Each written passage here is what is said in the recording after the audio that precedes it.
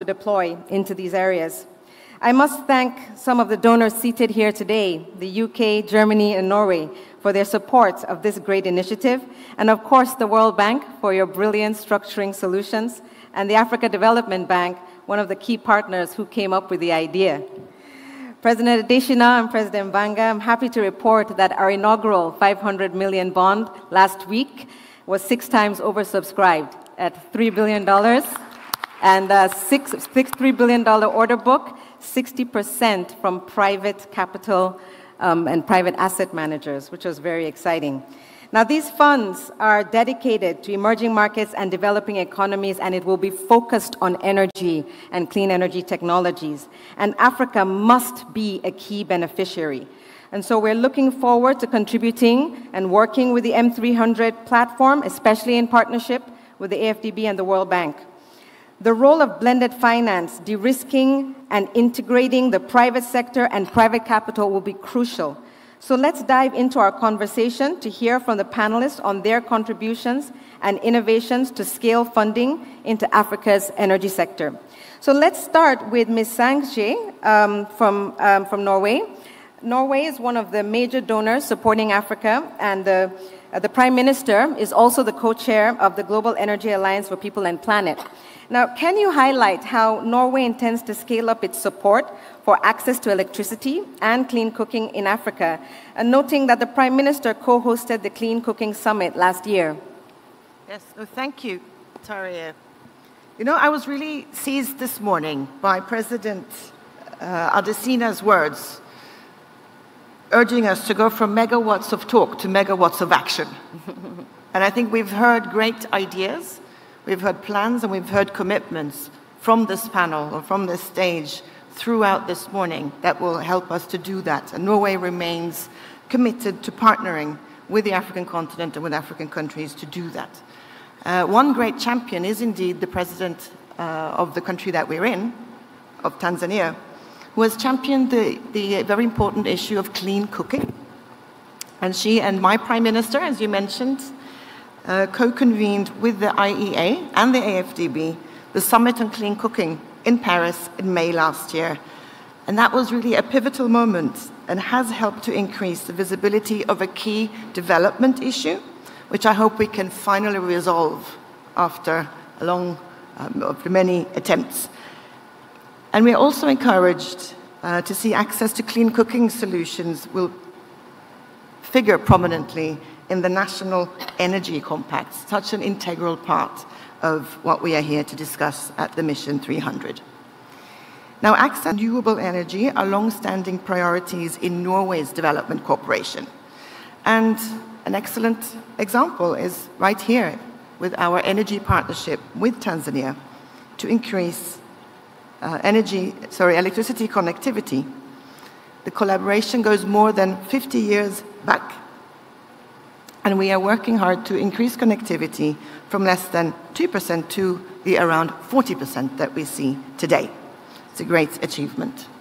Now, Mission 300's vision and ambitions are exactly what we need, and Norway looks forward to working with all partners to, again, getting to that megawatts of action that we are looking for. And I would also like to commend President Banga and President Adesina again for your leadership and commitment to make this happen. The decision of the World Bank and African Development Bank to coordinate efforts, including mobilizing funding through IDA and ADF, is fundamental to delivering on Mission 300. So I'm also pleased to say that Norway recently announced a substantial increase of 50% from IDA 20 to IDA 21, up to a total of 5 billion Norwegian kroner. And the strong alignment between Mission 300 and IDA 21 was important in making the case at home for what is Norway's highest IDA allocation ever. I'm also very pleased to announce that Norway very soon will formalize renewed support of Norwegian kroner 300 million to the World Bank's Energy Sector Management Assistance Program, ESMAP, that we've seen earlier on the wall here. And that funding through ESMAP goes directly to technical assistance and training for African governments. Again, preparatory studies for projects and financing in support of Mission 300. I'd like to mention one more initiative, the Sustainable Energy Fund for Africa, CEFA, which is our main partner at the African Development Bank, which we also believe will play a very important role in the implementation of M300.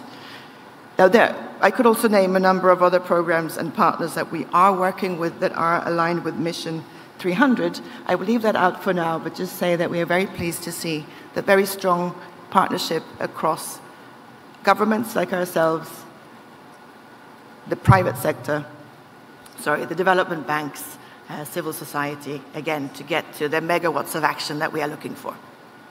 Thank you so much. So now, on to Ms. Kite. The United Kingdom has been a strong supporter of energy access programs and projects in Africa for years. So how is the UK planning to support Mission 300? Thank you very much, Tarier, and it's really great to be on this panel with you and my colleagues. And first of all, I too would like to extend real gratitude from the United Kingdom to our partners in Tanzania, and in particular to acknowledge the personal leadership of the President around energy access and clean cooking. So this is a right and fitting place for this M300 summit to take place. So the UK played an important role in the Sustainable Development Goals 10 years on. I think we welcome this initiative and the leadership of President Banga in sort of asking difficult questions when he came into office and galvanizing the system together with other partners in the MDB system. So we, I think from the UK, are exposed to all of the MDBs, and we will use our voice and vote to support this agenda. We are a fundamental player in the climate investment funds, the GCF, and then many of the other instruments that the community has built up over the recent years. And of the three, I think three of the sponsors, we look at ESMAP, we look at SAFER, and we look at SE4, we have a current exposure of around £100 million across all three. And I'm pleased to announce that today we will put another £8.5 million into SAFER. And what's important about that is that what we can do as the UK is fulfill that need for the fundamentally important part of grant capital and the capital that can take the highest risk within the capital stack. And so what I think is exciting for us about M300 is that we have in this room the breadth that we need and the depth. By the breadth, I mean we have the people responsible for working in support of governments around their vision, the regulatory reforms that will be needed, the structural reforms, the institutional reforms, the capacity building, the project preparation, the project development, and then the actual investment pipeline. And by depth, I mean that we have every part of the capital stack in this room. And we play a very important role together with other colleagues at the bottom of that stack, and we know that the banks, the private banks and investors here are at the top and everybody else in the middle. And so I think that what we hope is that the additional funding that we will put in behind this agenda in support of M300 in all of those different ways, the new money that we'll be putting into the funds that work well, together with an increased focus on leveraging, will start to produce the kind of results we want. The British investment institution, BII, also plays a very important role in Africa, and a recent investment of theirs, £5 million into MOPO, which is electric battery swapping, provides the kind of example of how we can come in to build a market, but how there's so much more of that can happen. In Mozambique, Rio is, again, an investment in clean energy services, and for every pound that we put in, we're leveraging another £2 on that. So I think if we stand back and look at the progress made over the last 10 years, we know that there are things that work and work really well, from results-based financing to some of the soft money that's needed to show how big the market is, allowing bigger investors to come in. And I think we feel that if we can take the funds that are working, the mechanisms that work, against the business models that work, we can actually go much faster. And the final thing I'd say is that your extraordinary issuance on the London Stock Exchange last week, which you mentioned at the top of the session, that took about 11 years to come to fruition. The very bright idea took place in the run-up to the Paris Climate Conference and in the run-up to the SDGs. The next one we do won't take 11 years. We can use the London Stock Exchange, we can use the confidence of having done that well to start doing that again and again and again. And there are performing balance sheets of really good, clean energy assets in developing countries and emerging markets that we can use to attract private investment in. And every part of that issuance, the extraordinary oversubscription that you saw, goes back to you to do the same again. We'd like to be a partner in doing much more of that. Thank you. Thank you so much. And indeed, we have to integrate Murphy's Law into a lot of our work and start doubling our time to deliver and doubling that time again, over and over again. So thanks for that. And now let's go to Germany. Mr. Flashberth, Germany has been providing critical concessional capital for facilities catered toward catalyzing private sector investments in Africa. BMZ is also one of the major, if not the largest donor to Sustainable Energy Fund for Africa. Both Norway and the UK have mentioned. And this has provided tranches for Facility for Energy Inclusion, the Africa Go Green Fund, and many others. So can you speak to how Germany is planning to support the Mission 300's private sector dimension? Thanks a lot. And let me start by applauding the Tanzanian government and the people of Tanzania for hosting this enormously important event. It's an important signal into Africa, but also for outside Africa. And there is an African saying, at least I heard always that it is originating from Africa, that says, if you want to be fast, go alone. If you want to go far, go together. And the spirit of this summit is a latter one. And I'm sure also some countries, maybe also the biggest countries, will sooner or later realize that going alone is not the way for success. And that is why we are very proud to be here, that we are supporting Mission 300 is without saying. And you announced us, Madam Moderator, as donors. I need to say we don't feel like donors. It's something, in my view, old-fashioned. We are partnering with the continent, and as you said, in many regards. Of course, we feel committed also to solidarity, but as a executive, as the president of the Asian Development Bank said, the size of a cake is not fixed. We can make it bigger. We can live in solidarity, but at the same time also to do something for our own countries, for our own regions. That drives us, and that is why we are committed to programs you mentioned, but also through others. For example, as I see the president of the World Bank sitting in front of me, we are supporting ASMAP through the World Bank. We are supporting the African Development Bank's programs like the Green Infrastructure Initiative and many others. And why are we doing so, apart from our bilateral cooperation, which is enormously important for us? But we do it because the money channeled through the international institutions, through the MDBs, is having the better potential to leverage what we have. And that is not only that we love the banks, but also we believe that is a successful track to the future.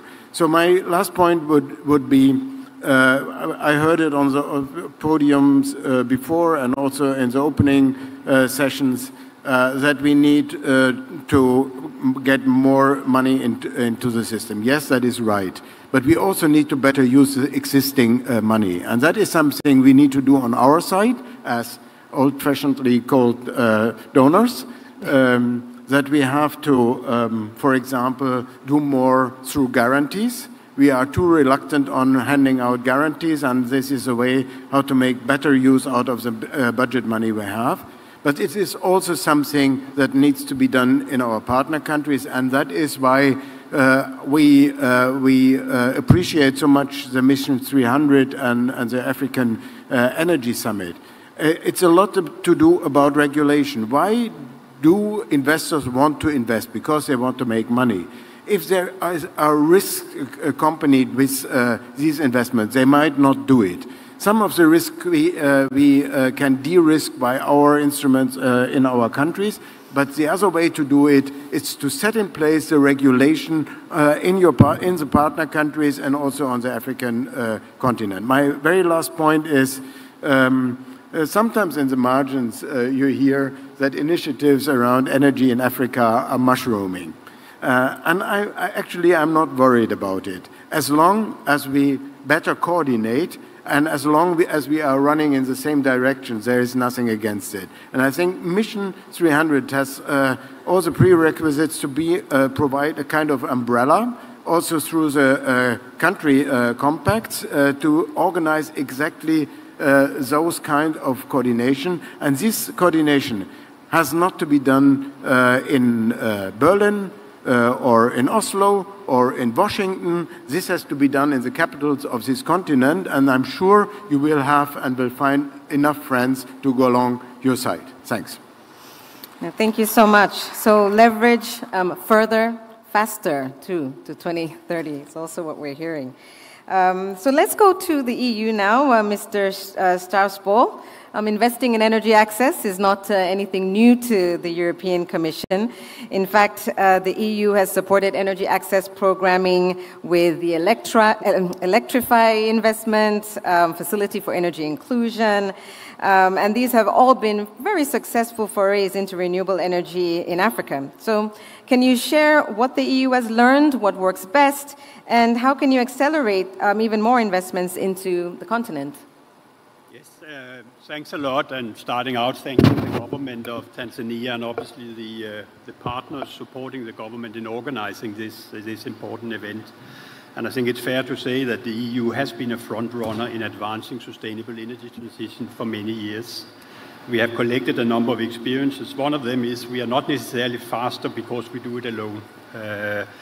But we have learned that we need to team up with other actors, such as development financial institutions, private sector developments, export credit agencies, regulators, etc., in order to really promote a green transition.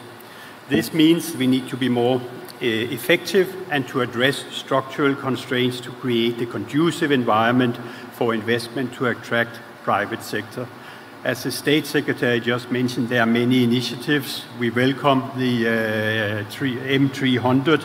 We welcome the country compacts because we do believe we need a very firm anchoring in the priorities and the commitments of the countries.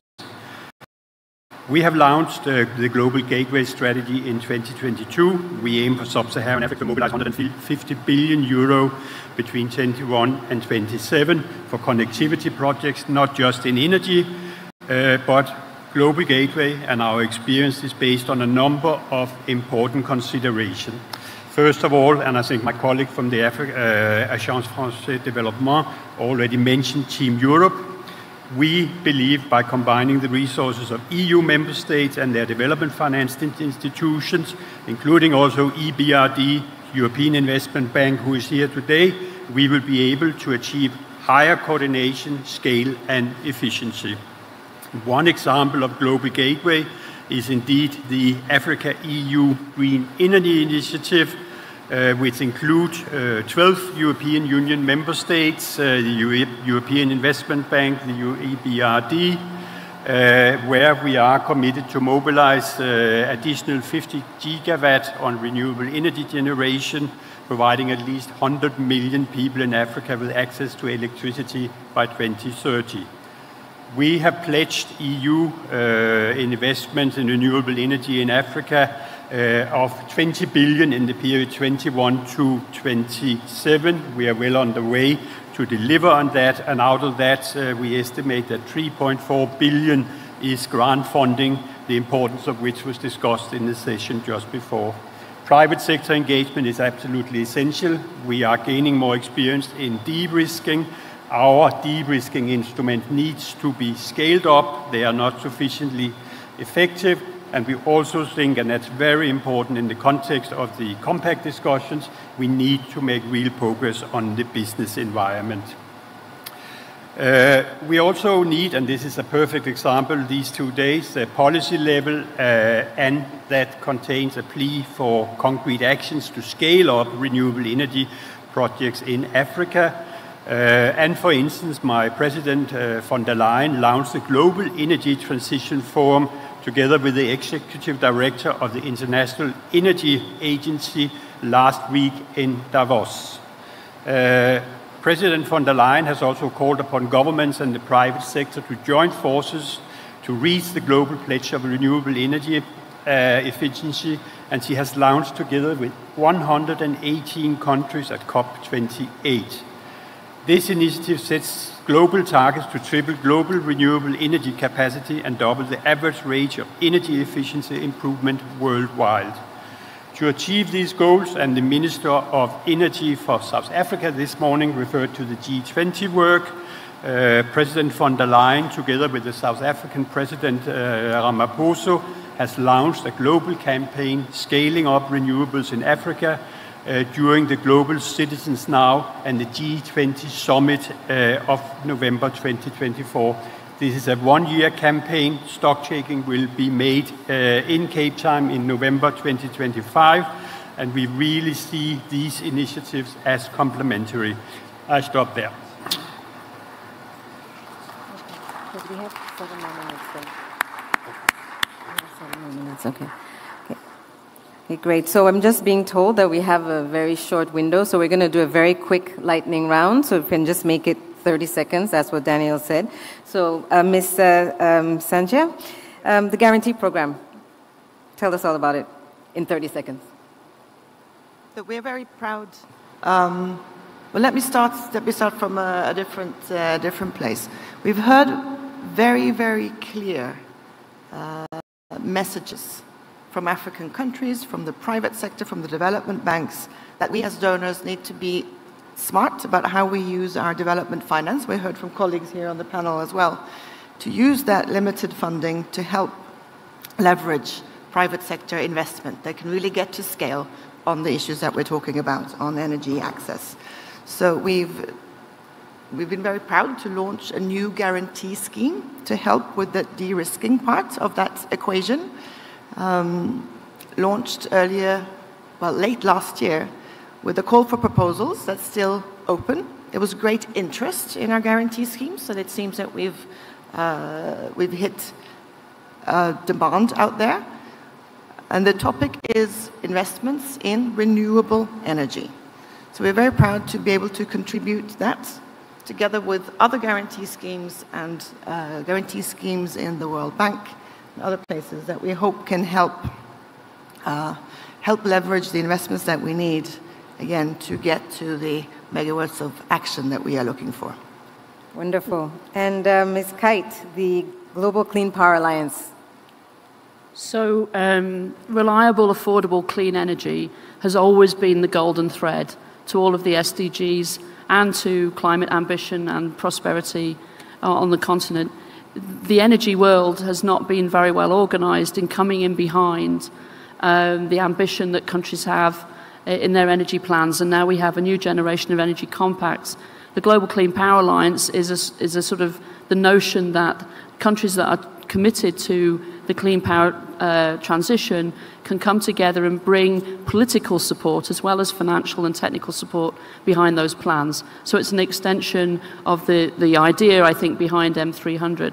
But I just want to say one thing, I know we're pushed for time, which is that we have to defragment and collaborate differently. We see that now with the MDB system beginning to make progress. We have a very, very important summit in South Africa at the end of February, Finance in Common, where the bilateral and development financial institutions will be able to do the same. And I think we're all committed to making it easier and to lower the transaction costs for countries to access all the support that's available. And then the final thing is that we need to just shift our minds. Not in this room this morning are the millions and millions and millions of African women who basically form a market. a market that if they are empowered as market participants, we can respond to their needs. And I think that shifting this from sort of supply pledging to listening to that market demand means we could go even faster. Thank you. And Mr. Flasberth, the power of country platforms.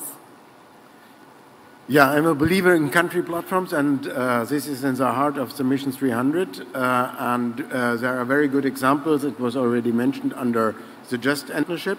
Let me mention the South African one, because you can learn a lot from that. First of all, it was a coordination on the side of those providing finance. Secondly, South Africa was definitely in the driving seat. Thirdly, we have a combination of concessional funding and grants, and Germany provided the biggest share of grants on that. Fourthly, in the center of the success of this JETP are the policy reforms. South Africa, with our support, was able to change the energy legislation, providing access to the grid for all suppliers of energy, and that opens a big market. Maybe the last point, you have to be patient. If you would have asked me 2 years ago whether JETP with South Africa would be a success, I would have had some doubts. Now it is an enormous success, and that is due to the leadership of President Ramaphosa, who brought all the legislation, which was a hot potato in South Africa, through the parliament a couple of days prior to the elections in the country. In my country, this would not have happened. So applause to South Africa, a very good example. Wonderful, thank you. So sadly, we must bring the panel to a close just in the interest of time. So thank you all for your wonderful contributions. This has been a very enriching conversation. Thank you for sharing your insights and your expertise. And now I'm delighted to welcome Woo-Chum Un, the CEO of the Global Energy Alliance for People and Planet, GIAP, to the stage to deliver the closing remarks. Thank you very much. Good afternoon, everybody. First of all, let me thank the government of Tanzania for hosting this and all of the partners that are involved in making this happen. I'm so grateful. And also especially all the panel speakers and the two moderators, Tarje and Andy, for making it a very, very exciting conversation. The conversation was so rich that I'm not going to say anything to add to it. I just want to make one point. Some of you might know that I come from MDB space. I used to actually work for Mr. Jin Chun in Asian Development Bank. And we did a lot of really great things, the development partners. But have we done enough? Are we winning the battle or the war against climate and energy crisis? I'm not sure. I feel we might be racing against time and we are losing time. So when I joined GIAP, Global Energy Alliance for People and Planet, I thought that we needed this radical collaboration across all sectors, public, private, philanthropy, and philanthropy MDBs as well. So it's no longer PPP, it's PPPP. So the philanthropies have to come in.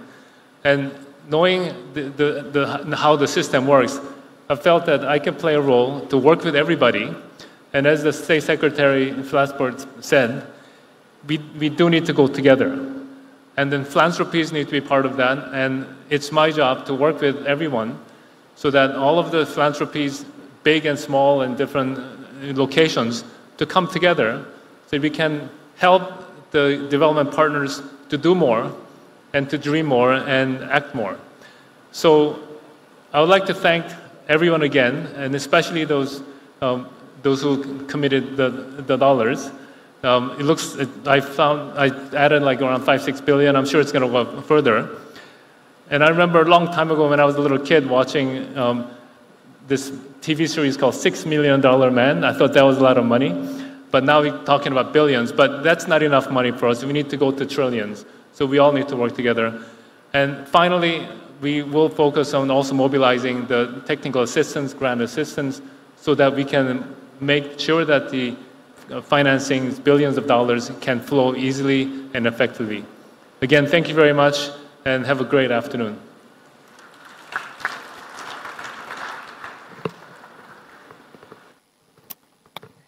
Ladies and gentlemen, a warm round of applause for Taria and as well as Mr. Wu Chong Am as they conclude that panel. I believe that there is, as they transition off the stage, we are ready for our final piece before we take a much and well-deserved lunch break. Now, in the run-up to the summit, ladies and gentlemen, there were a series of civil society consultations. We're going to hear now from two of the speakers as they give us a message from civil society to truly make this an inclusive conversation. Might I please call on the rapporteurs to kindly please join us up on stage. Mr. Adam Anthony, the Executive Director at Haki Rasamali. Are you with us, Mr. Adam Anthony? Yes, thank you very much. Let's give him a warm round of applause, ladies and gentlemen. And he will be very quickly followed by Madame Sherop Soy, who I see standing by. She is a Just Energy Transition Advocate and she's a UNFCCC policy case finalist. So to yourself, Adam and Sherop, the floor is yours. Over to you. Thank you. Your Excellencies, distinguished guests, ladies and gentlemen, good afternoon.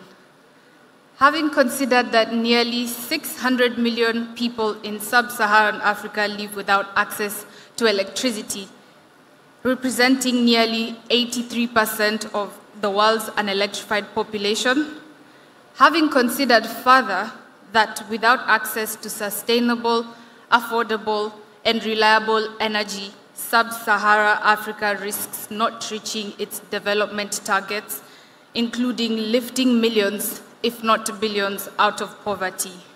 Noting that Africa has some of the best renewable energy resources on the planet, with nearly 60% of the world's prime solar sites located on the continent. Noting that access to sustainable, affordable, reliable energy is key to powering Africa and transforming national economies and regional development, acknowledging the World Bank and Africa Development Bank's mission to connect 300 million people to electricity in sub-Saharan Africa by 2030, convinced that this summit is committed to mobilizing financial and political support for sustainable, affordable, and reliable energy access from across the continent to unlock economic and human development opportunities, and having adopted Africa Union's Vision 2060's objective to harness Africa's energy resources to ensure that modern, efficient, reliable, cost-effective, renewable, and environmentally friendly energy to all, and recalling the United Nations 2030 Agenda for Sustainable Development, envisioning a world where habitats are safe, resilient, and sustainable, and where there is universal energy access.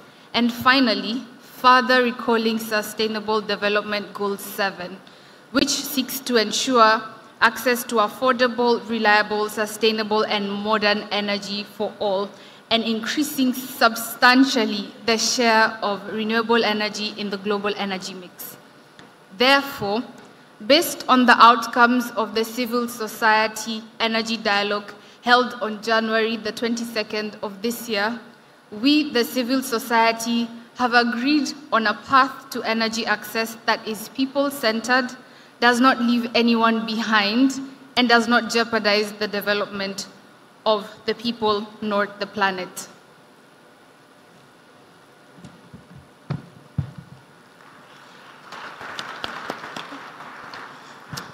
Excellencies, distinguished guests, ladies and gentlemen, on behalf of the African civil societies, these are our recommendations.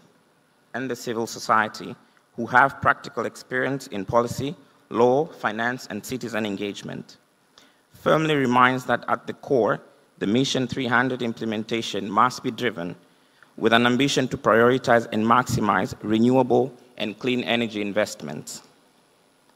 Recommends an open data portal to publish real-time updates on project financing, progress, impact, and feedback mechanism for public input accessible to all key stakeholders.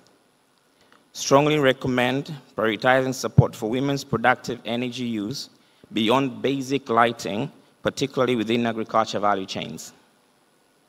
Hence, Excellencies and distinguished guests, this is our pledge to the heads of states that the signing of the Dar es Salaam Energy Declaration will commit to energy development that is sustainable, affordable, and reliable. Thank you. A very big thank you to Mr. Anthony and Madame Soy. Ladies and gentlemen, just one more minute of your attention as I share a few announcements to transition us into lunch and post-lunch. At this time, ladies and gentlemen, first and foremost, just to remind all our ministers that they will be attending a closed consultation in the Kilimanjaro room on the second floor during the lunch period. And that for all of us, we are going to be making our way to the lunch tent. And the lunch tent is outside of the main auditorium, outside of the main building. And we're all then going to turn to our right. And we will have ushers and signage that will be pointing us to lunch. Now, more importantly, what happens after lunch?